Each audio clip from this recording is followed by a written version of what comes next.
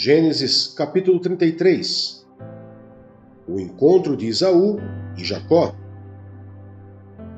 Quando Jacó olhou e viu que Esaú estava se aproximando, com 400 homens, dividiu as crianças entre Lia, Raquel e as duas servas. Colocou as servas e seus filhos à frente, Lia e seus filhos depois, e Raquel com José por último. Ele mesmo passou à frente e, ao aproximar-se do seu irmão, curvou-se até o chão 7 vezes. Mas Esaú correu ao encontro de Jacó e abraçou-se ao seu pescoço e o beijou. E eles choraram. Então Esaú ergueu o olhar e viu as mulheres e as crianças, e perguntou: Quem são estes? Jacó respondeu: São os filhos que Deus concedeu ao teu servo. Então as servas e seus filhos se aproximaram e se curvaram. Depois, Lia e seus filhos vieram e se curvaram. Por último, chegaram José e Raquel e também se curvaram. Esaú perguntou: O que você pretende com todos os rebanhos que encontrei pelo caminho? Ser bem recebido por ti, meu senhor, respondeu Jacó. Disse, porém, Esaú: Eu já tenho muito, meu irmão. Guarde para você o que é seu. Mas Jacó insistiu: Não. Se te agradasse de mim, aceita esse presente de minha parte, porque ver a tua face é como contemplar a face de Deus. Além disso, tu me recebeste tão bem. Aceita, pois, o presente que te foi trazido, pois Deus tem sido favorável para comigo, e eu já tenho tudo o que necessito. Jacó tanto insistiu que Esaú acabou aceitando. Então disse Esaú: Vamos seguir em frente, eu o acompanharei. Jacó, porém, lhe disse: Meu senhor sabe que as crianças são frágeis e que estão sob meus cuidados ovelhas e vacas que amamentam suas crias. Se forçá-las demais na caminhada, um só dia que seja, todo o rebanho morrerá. Por isso, meu senhor, vai à frente do teu servo, e eu sigo atrás, devagar, no passo dos rebanhos e das crianças, até que eu chegue ao meu senhor em Seir. Esaú sugeriu: Permita-me então deixar alguns homens com você. Jacó perguntou: Mas para que, meu senhor? Ter sido bem recebido já me foi suficiente. Naquele dia Esaú voltou para Seir. Jacó, todavia, foi para Sucote, onde construiu uma casa para si e abrigos para o seu gado. Foi por isso que o lugar recebeu o nome de Sucote. Tendo voltado de Padan-Arã, Jacó chegou a salvo à cidade de Siquém, em Jerusalém, e acampou próximo da cidade. Por 100 peças de prata, comprou dos filhos de Amor, pai de Siquém, a parte do campo onde tinha armado acampamento. Ali edificou um altar e lhe chamou El Elohe Israel. Ester, capítulo 9. A vitória dos judeus. No 13º dia do 12º mês, o mês de Adar, entraria em vigor o decreto do rei. Naquele dia os inimigos dos judeus esperavam vencê-los, mas aconteceu o contrário. Os judeus dominaram aqueles que os odiavam, reunindo-se em suas cidades em todas as províncias do rei Xerxes, para atacar os que buscavam a sua destruição. Ninguém conseguia resistir-lhes, porque todos os povos estavam com medo deles. E todos os nobres das províncias, os sátrapas, os governadores e os administradores do rei apoiaram os judeus, porque o medo que tinham de Mardoqueu havia se apoderado deles. Mardoqueu era influente no palácio, sua fama espalhou-se pelas províncias, e ele se tornava cada vez mais poderoso. Os judeus feriram todos os seus inimigos à espada, matando-os e destruindo-os, e fizeram o que quiseram com eles. Na cidadela de Suzã, os judeus mataram e destruíram 500 homens. Também mataram Parsandata, Talfon, Aspata, Orata, Adalia, Aridata, Parmasta, Arisai, Aridai e Vaisata, os 10 filhos de Amã, filhos de Amedata, inimigo dos judeus, mas não se apossaram dos seus bens. Naquele mesmo dia, o total de mortos na cidadela de Suzã foi relatado ao rei, e disse à rainha Ester: os judeus mataram e destruíram 500 homens e os 10 filhos de Amã na cidadela de Suzã. Que terão feito nas outras províncias do império? Agora, diga qual é o seu pedido, e você será atendida. Tem ainda algum desejo? Esse lhe será concedido. Respondeu Ester: se for do agrado do rei, que os judeus de Suzã têm autorização para executar também amanhã o decreto de hoje, para que os corpos dos 10 filhos de Amã sejam pendurados na forca. Então o rei deu ordens para que assim fosse feito. O decreto foi publicado em Suzã, e os corpos dos 10 filhos de Amã foram pendurados na forca. Os judeus de Suzã juntaram-se no 14º dia do mês de Adar e mataram 300 homens em Suzã, mas não se apossaram dos seus bens. Enquanto isso, o restante dos judeus, que viviam nas províncias do império, também se ajuntaram para se protegerem e se livrarem dos seus inimigos. Eles mataram 75 deles, mas não se apossaram dos seus bens. Isso aconteceu no 13º dia do mês de Adar, e no 14º dia descansaram e fizeram desta data um dia de festa e de alegria. A comemoração do Purim. Os judeus de Suzã, porém, tinham se reunido no 13º e no 14º dias, e no 15º descansaram e dele fizeram um dia de festa e de alegria. Por isso, os judeus que vivem em vilas e povoados comemoraram o 14º dia do mês de Adar como um dia de festa e de alegria, um dia de troca de presentes.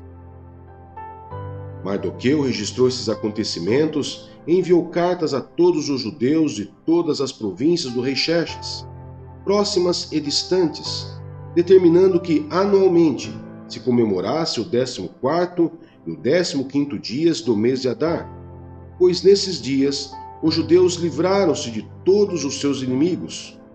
Nesse mês, a sua tristeza tornou-se em alegria, e o seu pranto num dia de festa. Escreveu-lhes dizendo que comemorassem aquelas datas como dias de festa e de alegria, de troca de presentes e de oferta aos pobres.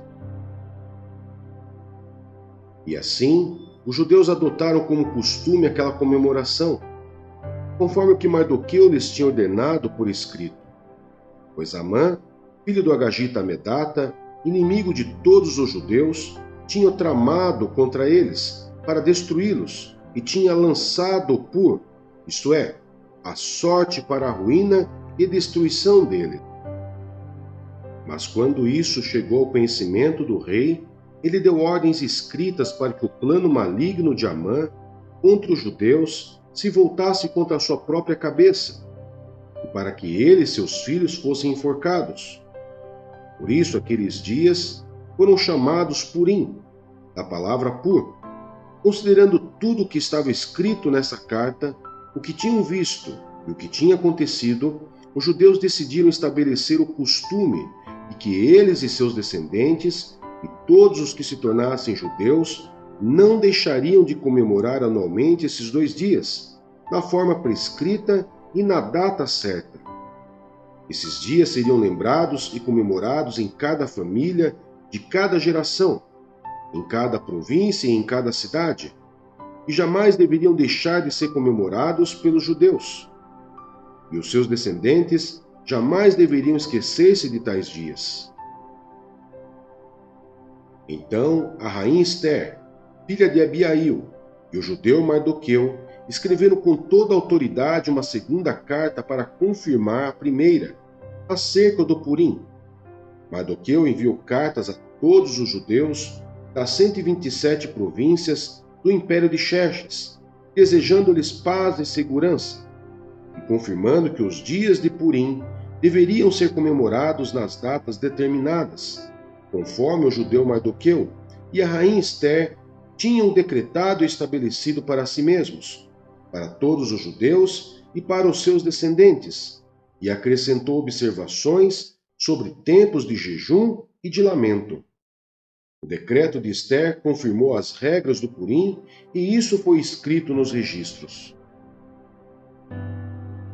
Ester, capítulo 10. A grandeza de Mardoqueu.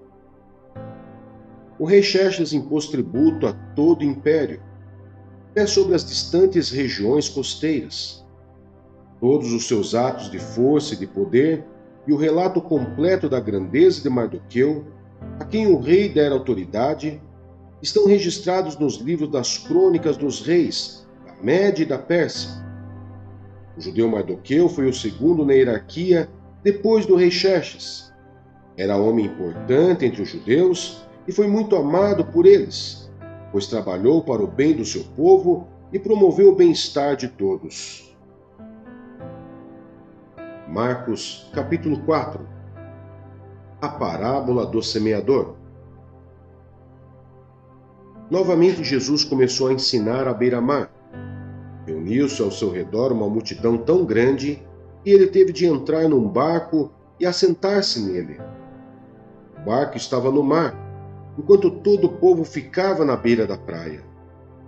Ele lhes ensinava muitas coisas por parábolas, dizendo em seu ensino: Ouçam, o semeador saiu a semear. Enquanto lançava a semente, parte dela caiu à beira do caminho, e as aves vieram e a comeram. Parte dela caiu em terreno pedregoso, onde não havia muita terra, e logo brotou, porque a terra não era profunda. Mas quando saiu o sol, as plantas se queimaram e secaram, porque não tinham raiz. Outra parte caiu entre os espinhos, que cresceram e sufocaram as plantas, de forma que ela não deu fruto. Outra ainda caiu em boa terra, germinou, cresceu e deu boa colheita, 30, 60 e até 100 por um. E acrescentou: Aquele que tem ouvidos para ouvir, ouça. Quando ele ficou sozinho, os 12 e os outros que estavam ao seu redor lhe fizeram perguntas acerca das parábolas. Ele lhes disse: A vocês foi dado o mistério do reino de Deus, mas aos que estão fora tudo é dito por parábolas, a fim de que, ainda que vejam, não percebam, ainda que ouçam, não entendam. De outro modo, poderiam converter-se e ser perdoados. Então Jesus lhes perguntou: Vocês não entendem esta parábola? Como então compreenderão todas as outras? O semeador semeia a palavra. Algumas pessoas são como a semente à beira do caminho, onde a palavra é semeada. Logo que a ouvem, Satanás vem e retira a palavra nelas semeada. Outras, como a semente lançada em terreno pedregoso, ouvem a palavra e logo a recebem com alegria.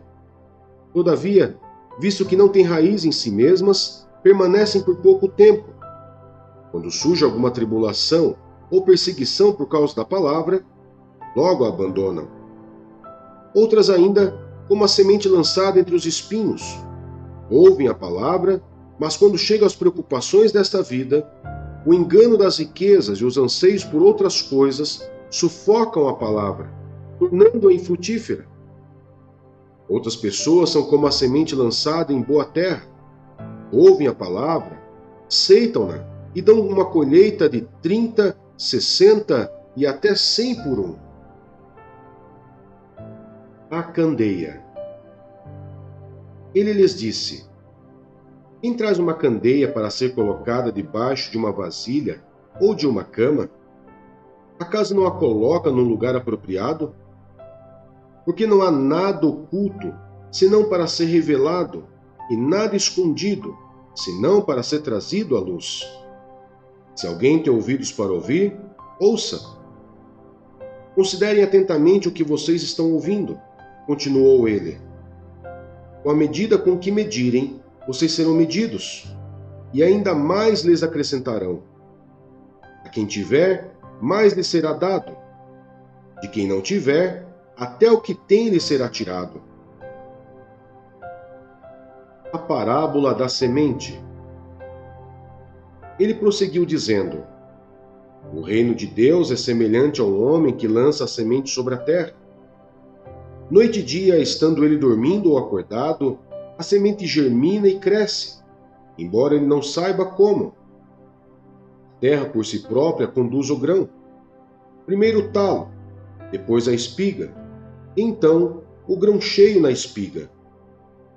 Logo que o grão fica maduro, o homem lhe passa a foice, porque chegou a colheita.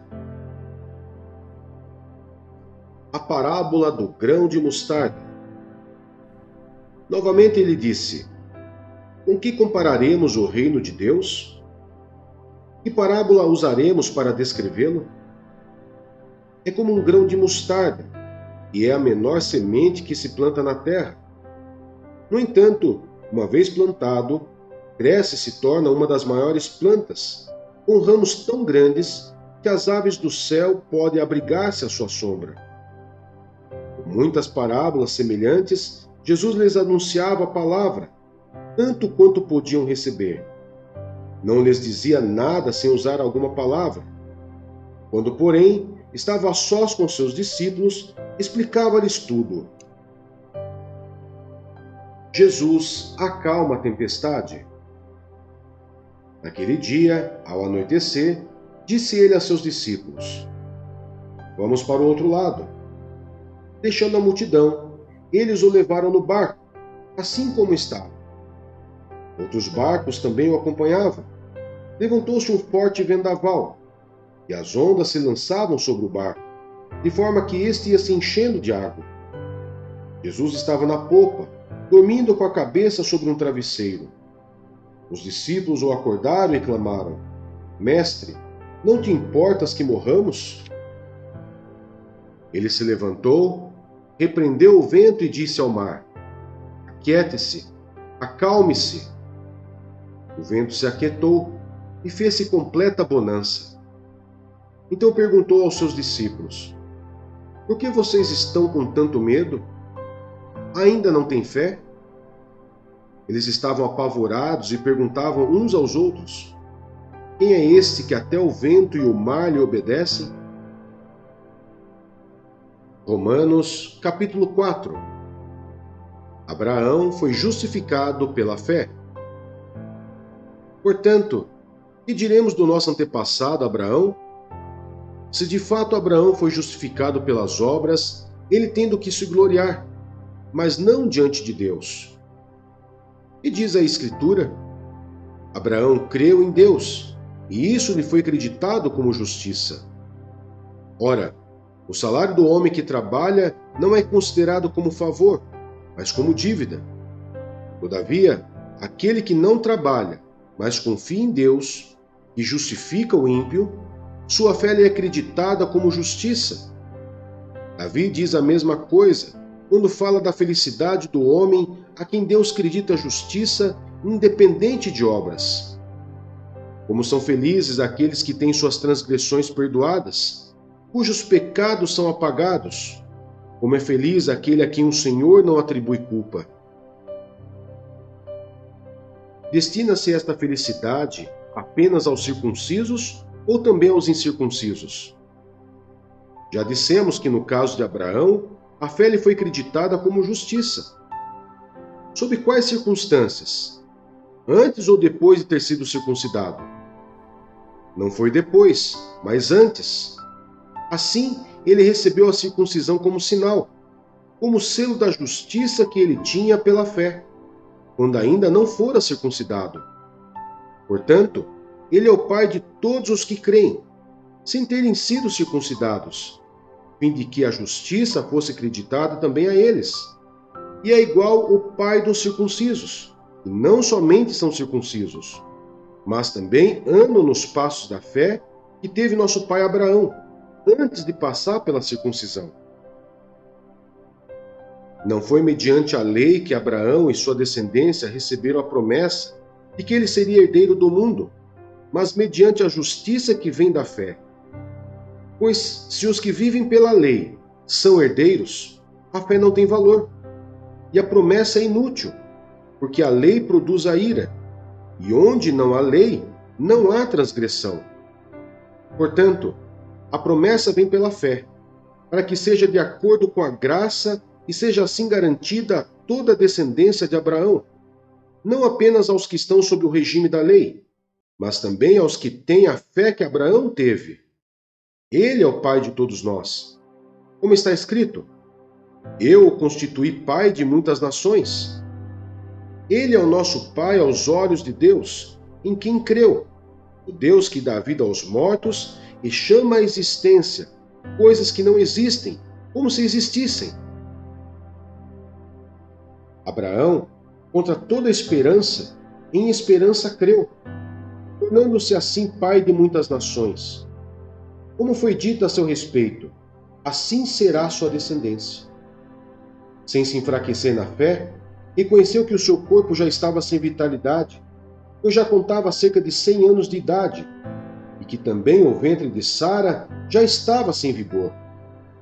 Mesmo assim não duvidou, nem foi incrédulo em relação à promessa de Deus, mas foi fortalecido em sua fé e deu glória a Deus, estando plenamente convencido de que ele era poderoso para cumprir o que havia prometido. Em consequência, isso lhe foi creditado como justiça. As palavras lhe foi creditado não foram escritas apenas para ele, mas também para nós, a quem Deus creditará a justiça. A nós, que cremos naquele que ressuscitou dos mortos a Jesus, nosso Senhor. Ele foi entregue à morte por nossos pecados e ressuscitado para a nossa justificação.